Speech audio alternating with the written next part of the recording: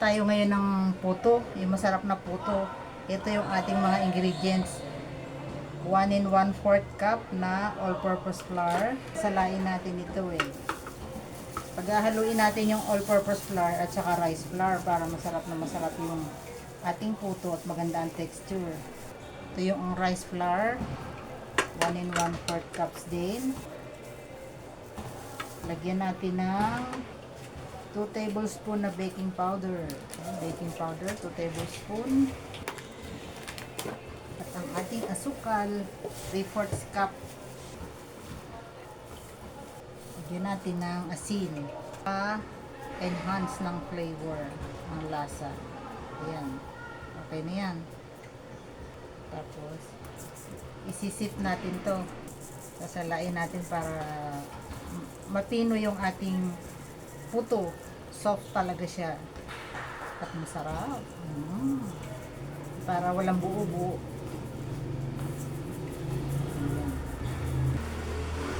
Haluin natin para magsama-sama pa rin yung ating sinip. Lagyan na natin yung ating butter. Ating pinalusaw. Lagyan natin siya dito. So, 1 cup na evaporated milk ang ating ilalagay para masarap na masarap yung ating puto. So, ilagay na natin dyan. Ito, 1 cup na tubig to. Kaya lang hindi ko siya pinurong tubig. Nilagyan ko din siya ng powdered milk. Ginanaw ko dyan yung powdered milk para masarap na masarap siya. Kailangan ko siyang kanawin kasi para walang buo-buo. Ito, mix na natin. Ganito lang siya, Mix lang natin hanggang sa maging smooth na yung ating mixture, yung ating puto mixture. Pero hindi pwedeng sobrahan ng halo kasi titigas naman siya. Kailangan lang wala nang buo-buo, pero hindi masyadong hard ang pagkakamix. Ayan. Parang naghahalo lang ng pancake mix. Natin yung mga nasa gilid para mahalo mabuti.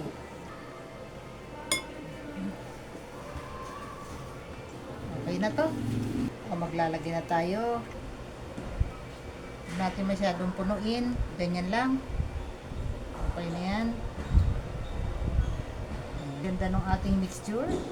Ang dali lang haluin, diba? Maya-maya lang kakainin natin ito. Dali-dali lang yan pinakamadaling gawin. Masarap na pang almusal, masarap na pang merienda. Pwede rin pagkakitaan kung gusto nyo.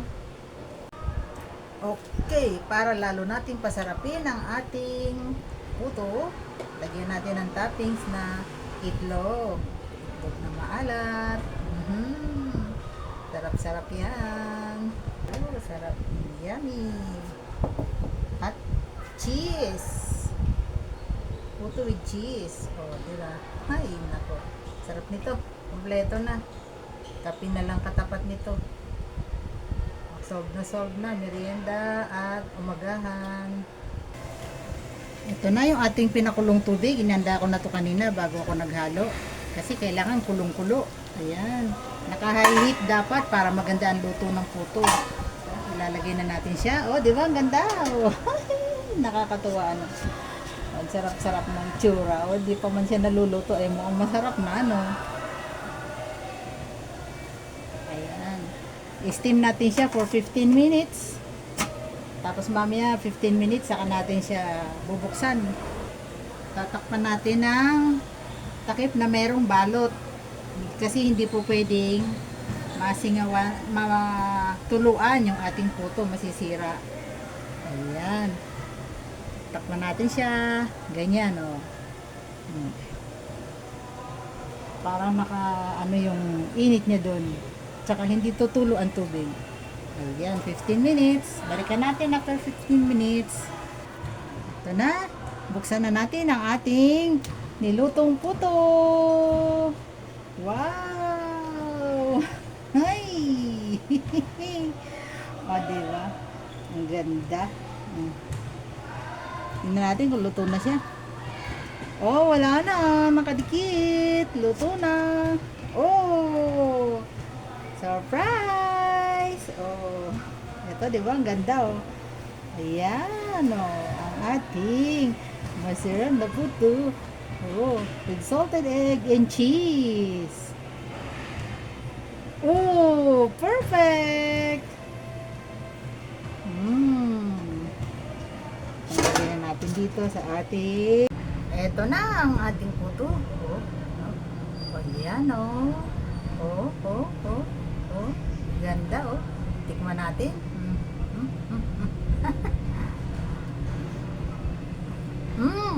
Harap.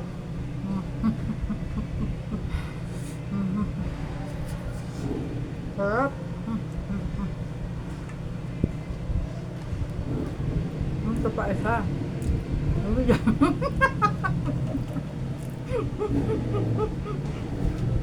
Puno yung bibig ko. Mainit-init eh.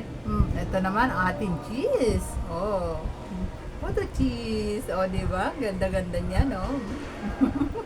Mainit. Titikim ko rin, ah.